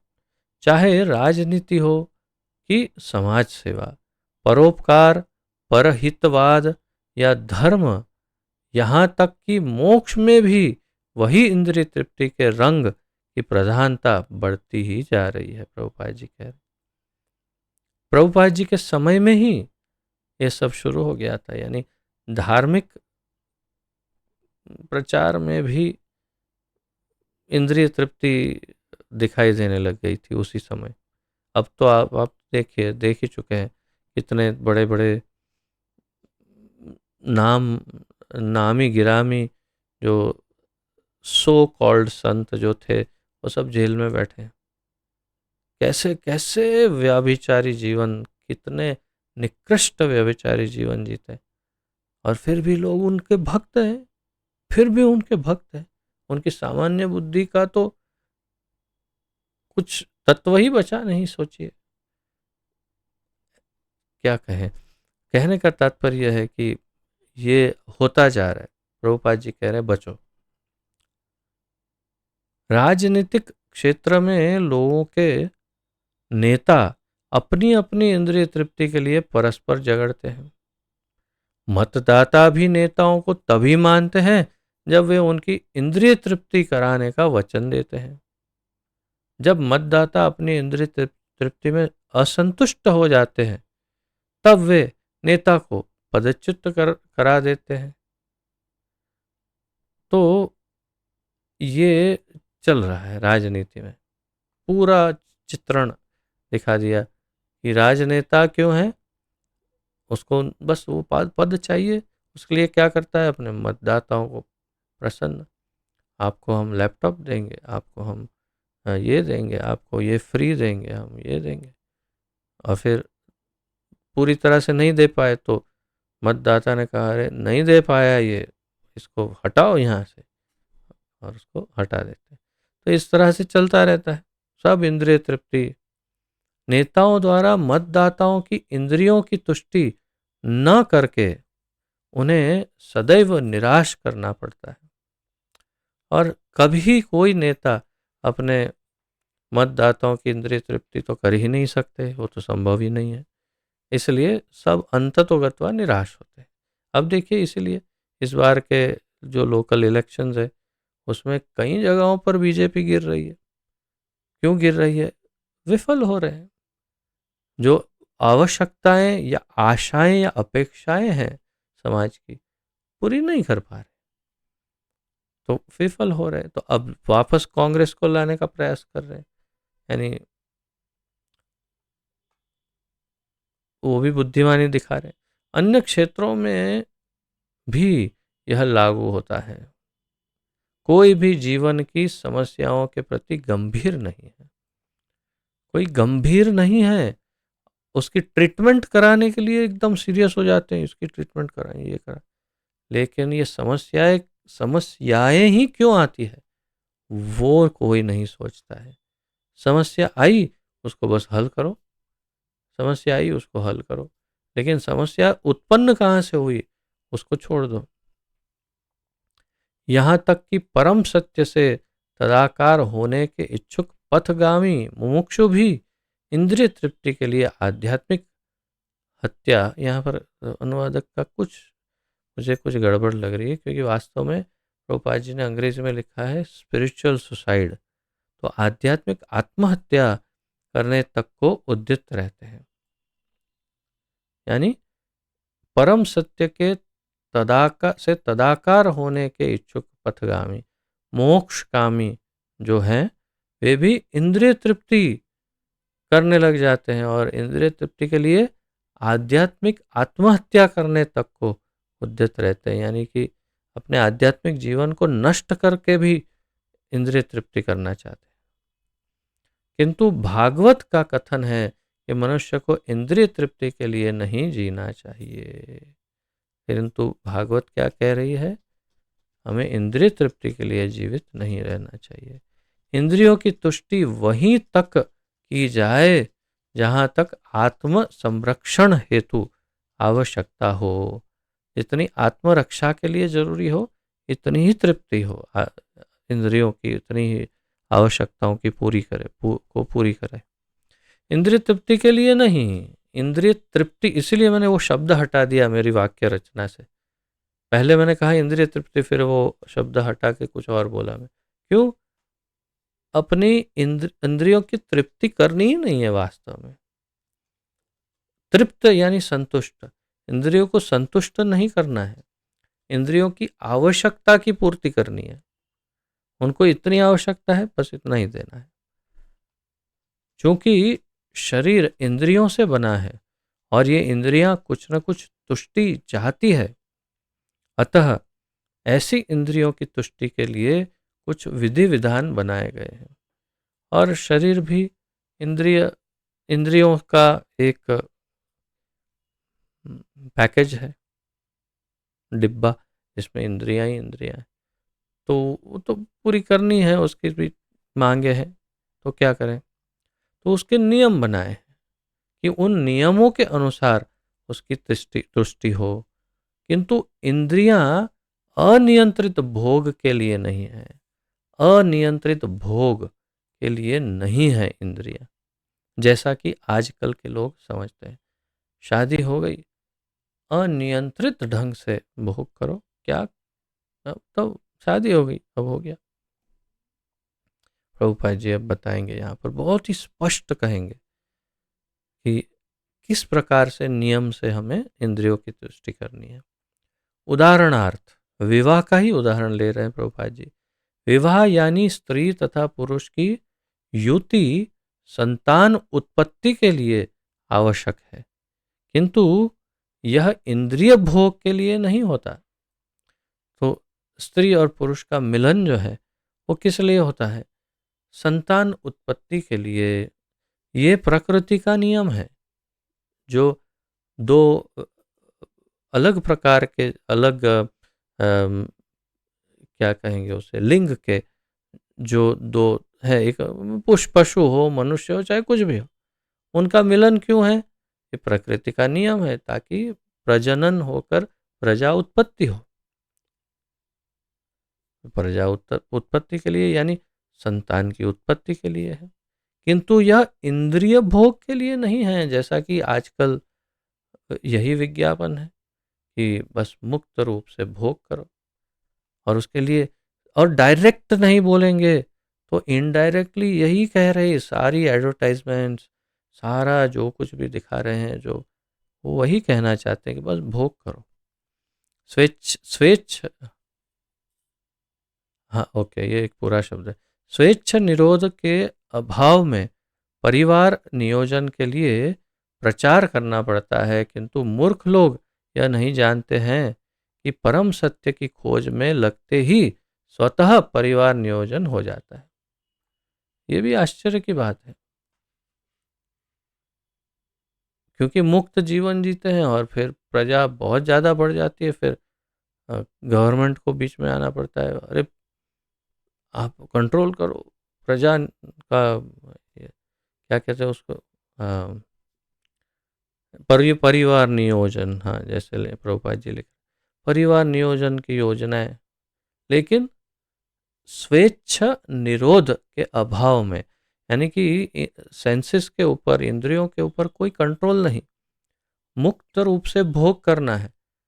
इसीलिए ये सारी परिस्थितियां हो रही है। शारीरिक अनेक प्रकार के रोग उत्पन्न होते हैं क्योंकि आवश्यक तत्वों का नाश हो रहा है शरीर में से। तो ये सब कारण है, बहुत ही सब कुछ खराब हो रहा है।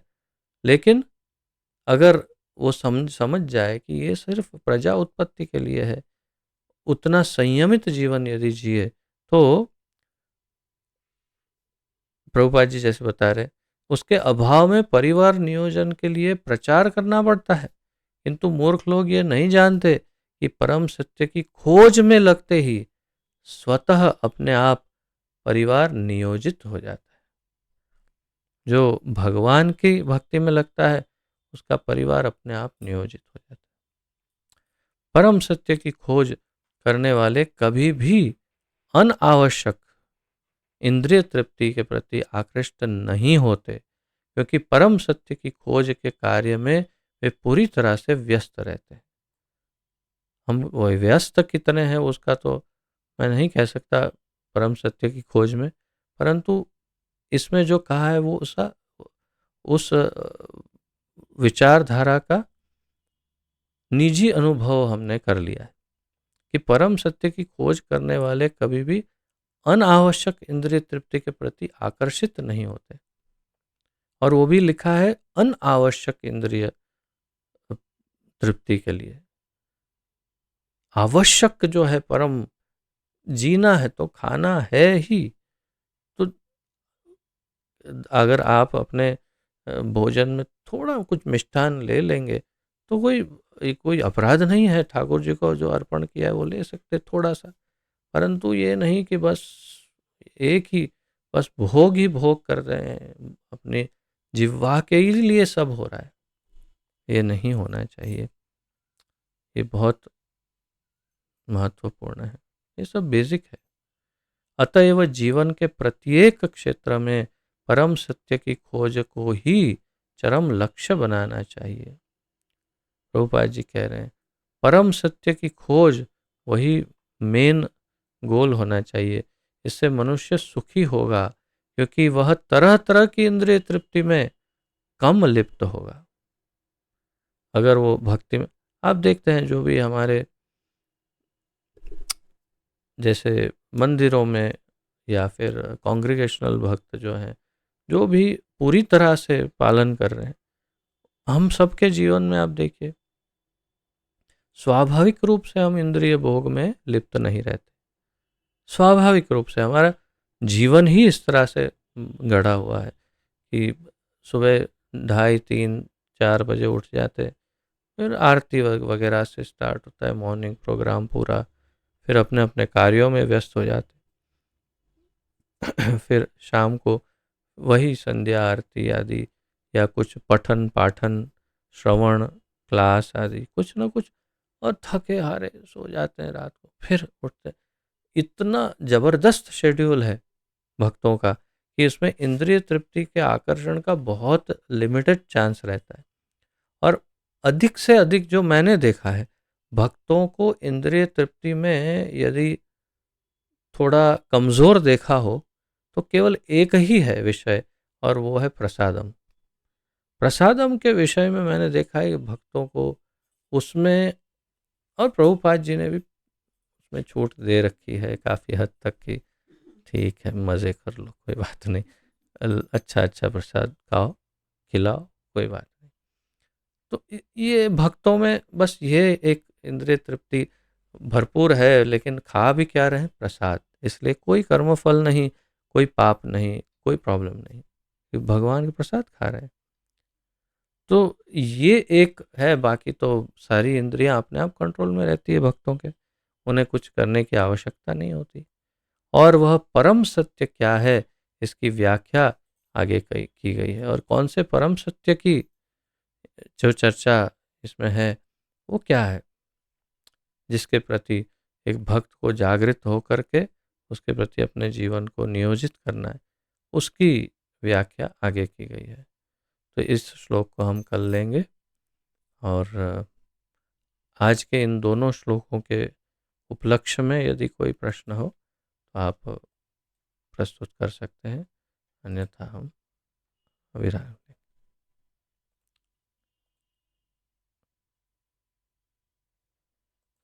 द्वारका चैतन्य प्रभु जी। हरे कृष्णा प्रभु जी, दंडवत प्रणाम। धन्यवाद, प्रणाम प्रभु जी।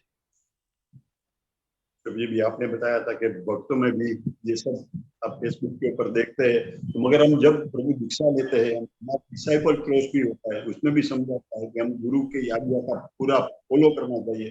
जैसे घर में मैं और मेरी वाइफ दोनों रहते हैं, हम चाय की पत्ती भी पहले लेके आते थे, मुझे अभी लगा कि गुरु की ये मना है।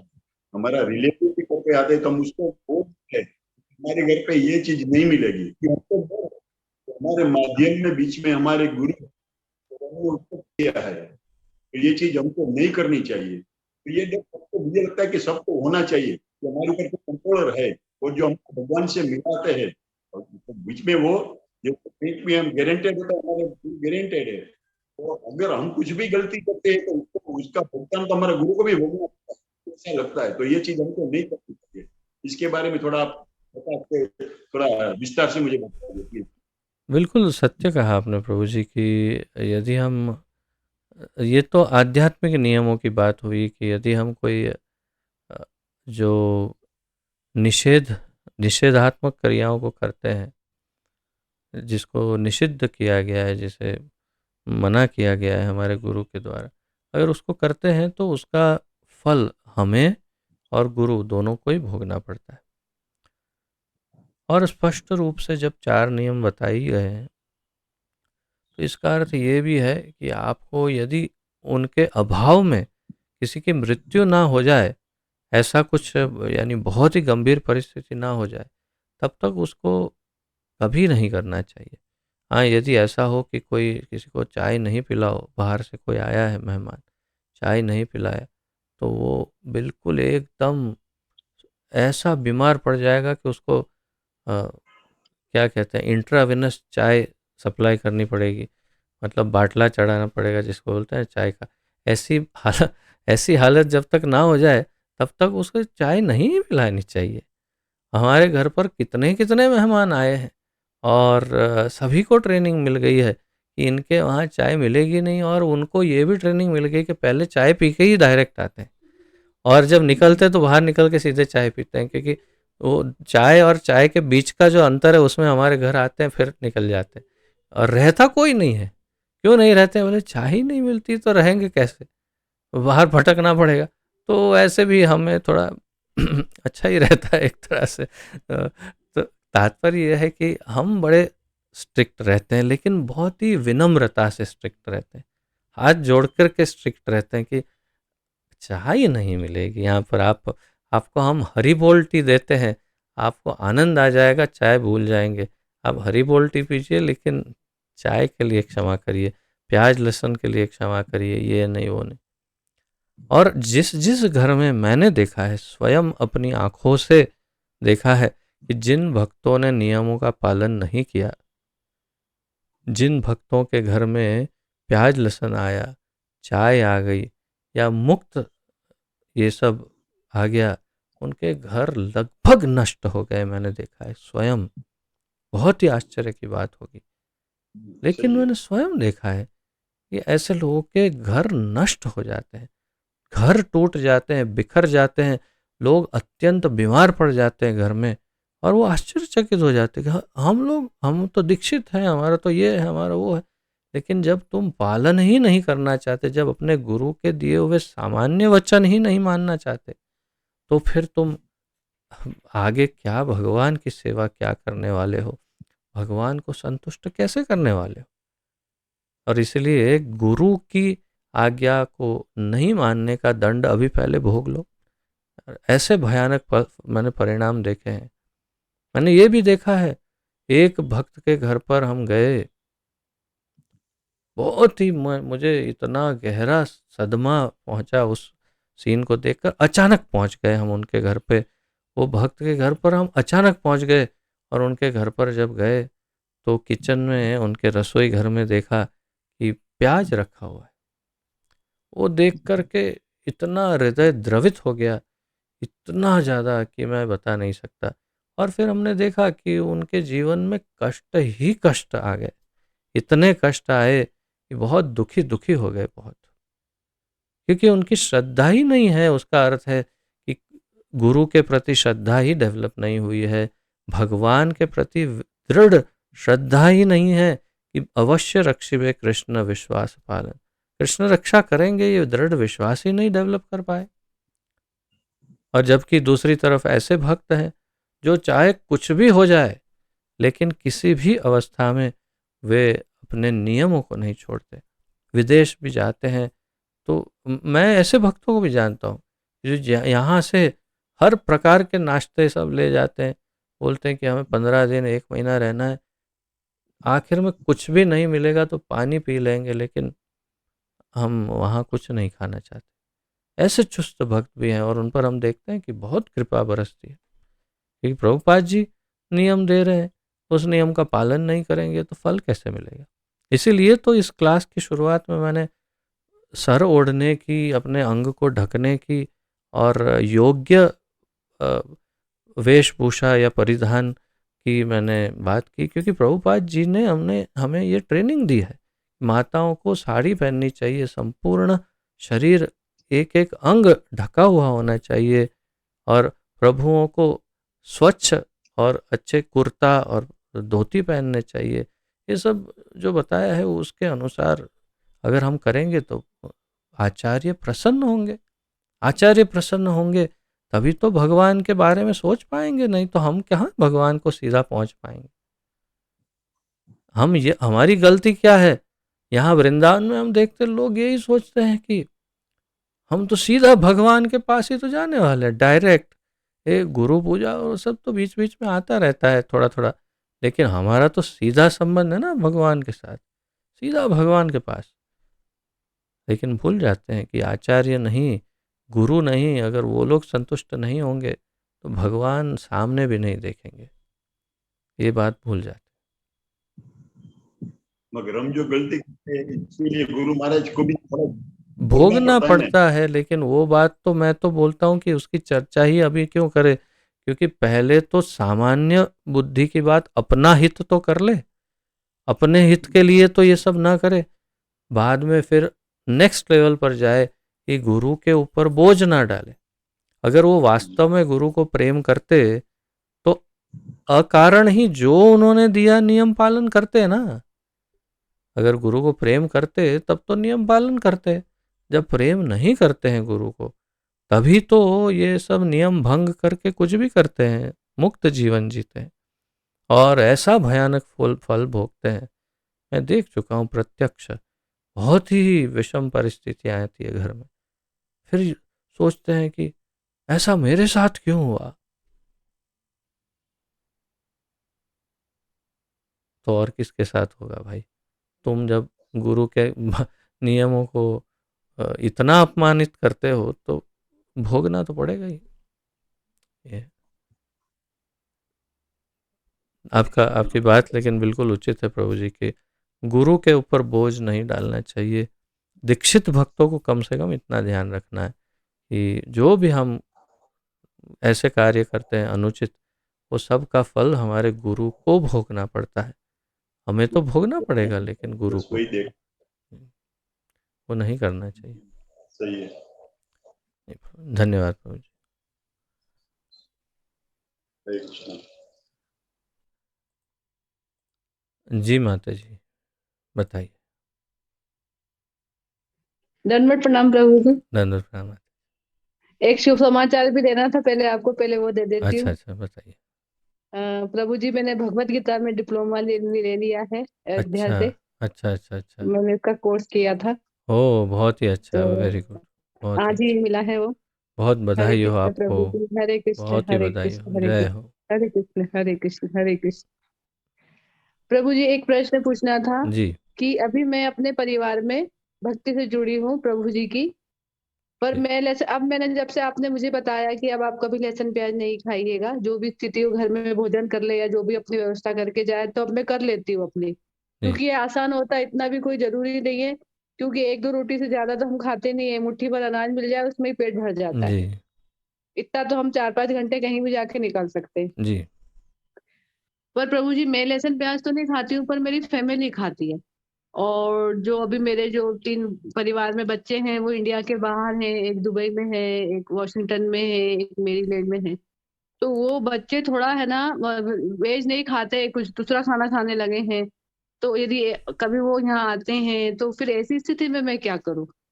क्योंकि भाई उन उन बच्चों को ना सबसे बड़ी गलती हमसे मालूम क्या हो गई है कि बचपन से हमने बच्चों को हम ये सिखा ही नहीं पाए कि जो हमारे धर्म में नहीं चलता है, जो हम नहीं खाते, उसका नहीं का मतलब नहीं ही होता है।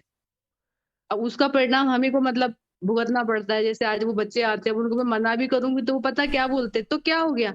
हम बाहर बैठ के खा लेंगे या हम टेबल पे यहाँ खा रहे हैं तो आप यहाँ खा लीजिए। तो आप उनको अनुमति तो दे दीजिए कि आप बाहर खा जी, लो, जैसे जीवन जीना हुँ, है जियो। मैंने जी, जी, आपको मना किया कि ये उचित नहीं है। ये हुँ, उचित हुँ। इसलिए नहीं है क्योंकि यह एक जीव की हत्या है, सीधा सीधा सादा नियम है। सीधा-सीधा हत्या है, सही है तो ये। और किसी की हत्या करके हमें उसका जीवन समाप्त हुँ, करने का अधिकार नहीं है, भगवान ने हुँ, नहीं दिया है। भगवान हुँ, ने हुँ, सब्जियां खाने का अधिकार दिया हुँ। है मनुष्य को। जी, शेर जी, शेर को मांस खाने का अधिकार दिया है, तो जी, वो जी। उचित है, लेकिन हमें अधिकार नहीं मिला है और इसलिए हुँ, हम नहीं हुँ, खा सकते और किसी को नहीं मार सकते। लेकिन हुँ, यदि हुँ, आप करना चाहते हो और हमारी हुँ, बात हुँ, को योग्य नहीं मानते हो, तो हुँ, आप हुँ। स्वतंत्र हैं और आपके जी, कर्म हमें नहीं भोगना पड़ेगा।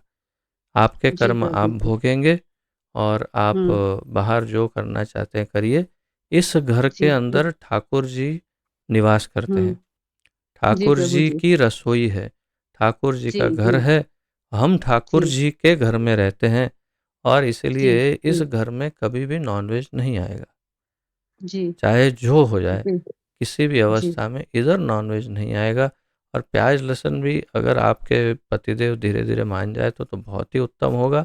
नहीं भी हुँ, मानते हुँ। हैं तो फिर आप उनकी अलग व्यवस्था कर सकती है, अगर हो सके, संभव हाँ, हो जाए। मेरा भोजन तो अलग बनता है जी, प्रभु जी। मेरा तो भोजन उनके उन्हें भी साथ नहीं होता है। समझाइए कि हुँ, वैज्ञानिक हुँ, दृष्टिकोण से भी वास्तव में बहुत ही हुँ, ये भयानक है। इससे काफ़ी काफ़ी सारे हुँ, इसके संशोधन हुए हैं। हमारे एक पूरा प्रेजेंटेशन है, सेमिनार है इस हुँ, पर कि प्याज जी, लहसुन से कितना नुकसान भी हुँ, हो रहा है शरीर को। तो जी, जो भी हो, यदि वे मान जाए तो आपका काम बन जाएगा। फिर बच्चों को ये भी बोल सकते हैं कि यहाँ प्याज लहसुन भी नहीं चलेगा। आपको खाना है तो बाहर खाइए, अन्यथा ये भगवान का प्रसाद खाइए। तो हुँ, आपको क्योंकि प्रभु स्ट्रिक्ट जी रहना पड़ेगा, नहीं तो यदि आप हुँ, किसी भी कारण से अगर हुँ, इन नियमों को यदि भंग करती है, तो फिर हुँ, जानबूझ करके पाप करने का पाप लगेगा। जी प्रभु जी। ये है। जी। हाँ, मतलब हमने मना कर दिया है तो आप पढ़े-लिखे हैं शिक्षा से आपको समझना चाहिए ये चीज़, नहीं का मतलब नहीं होता है नहीं, क्योंकि ये बड़े बच्चे हैं प्रभु आप जी। बाहर चाहे अगर नहीं हुँ, यहाँ नहीं होगा, आप हुँ, नहीं ही मानना चाहते हैं, आपकी हुँ, मर्ज़ी है, तो फिर आप हुँ, बाहर करो जो करना है, लेकिन इस घर के जी, अंदर ये नहीं चलेगा। जी प्रभु जी। क्योंकि अभी हमारे प्रभु जी तो अंडा वग़ैरह लाते थे पर अब बंद कर दिया है, बिल्कुल टोटल बंद, अच्छा। सब कुछ बंद हो गया है। यहाँ तक तो हो गया प्रभु जी, अब धीरे-धीरे प्रभु की कृपा होगी तो ये भी बंद हो जाएगा। ज़रूर, प्रभु ज़रूर हो इच्छा। जाएगा, ज़रूर हो जाएगा। जी प्रभु जी। भगवान बहुत जी। दयालु हैं, वे मदद हाँ, करेंगे ज़रूर। बिल्कुल मदद करें। और हरे कृष्ण प्रभु मेरी जी। हुँ। पत्नी बता रही है कि विशेष हाँ, रूप से आप अपने प्रभु जी को प्रसाद खिलाइए। यानी भले वो हाँ, मैं उनका खिलाती अलग हूँ। बनता हो, लेकिन फिर भी हाँ, उनको रोज़ चखाइए कि थोड़ा इतना-इतना चखो तो सही हमारे ठाकुर जी का प्रसाद। जी, आप हमारे जी, ठाकुर जी के प्रसन्नता के लिए इतना तो खा के देखो। थोड़ा-थोड़ा उनको जी। प्रसाद खिलाते रहो और फिर देखना उससे चमत्कार हो जाएगा। उसी से तो परिवर्तन हो जाएगा। प्रभु जी तो मेरा तो प्रसाद बिना लहसुन प्याज का होता है, वो लहसुन प्याज खाते हैं तो दे सकते हैं उनको? क्यों नहीं? उन्हीं को तो पहले देना चाहिए। आपके खाने से जी, पहले प्रभु। उनको दो। वो उनके जी, पेट जी, में जब प्रसाद जाएगा ना, तभी तो जी, उनकी जी, चेतना बदलेगी। प्रभुपाद जी ने जी, प्रभु जी। केवल प्रसाद के द्वारा इतने हुँ, सारे विदेशियों की चेतना बदल दी, केवल जी, प्रसाद से। जी, आप जी, प्रसाद प्रभु को जी। कम शक्तिशाली नहीं समझिए। प्रसाद जी, में जी, और भगवान में कोई अंतर ही नहीं है, शास्त्र कहते हैं। जी, प्रभु प्रसाद जी। स्वयं भगवान ही है। जी, तो जी, जी, बहुत ही आदर पूर्वक प्रसाद को भगवान की तरह उनसे व्यवहार करना चाहिए। और प्रसाद को आप जब अपने पतिदेव को खिलाएंगे, जी आप जी। देखिएगा बहुत चमत्कार हो जाएगा। प्रसाद में बहुत शक्ति है। हाँ प्रभु जी, क्योंकि लड्डू गोपाल को मैंने अपना पुत्र बनाया है, दिन भर में उनकी सेवा करती रहती हूँ। बहुत और ही अच्छा। जितनी होती प्रभु जी, अज्ञान मन है, जितनी हो जाती उतनी कर लेती, कुछ पता तो है नहीं, भगवान की क्या ही सेवा करूंगी मैं। धीरे धीरे सब ध्यान आ जाएगा। जी ठीक प्रभु है, जी। धन्यवाद माता जी। हरे कृष्ण। हरे कृष्ण प्रभु जी, हरि बोल, हरे कृष्ण। तो आज यहाँ पर विराम लेते हैं। किसी अन्य महत्वपूर्ण अगर कोई बात ना हो तो फिर समाप्त करते हैं।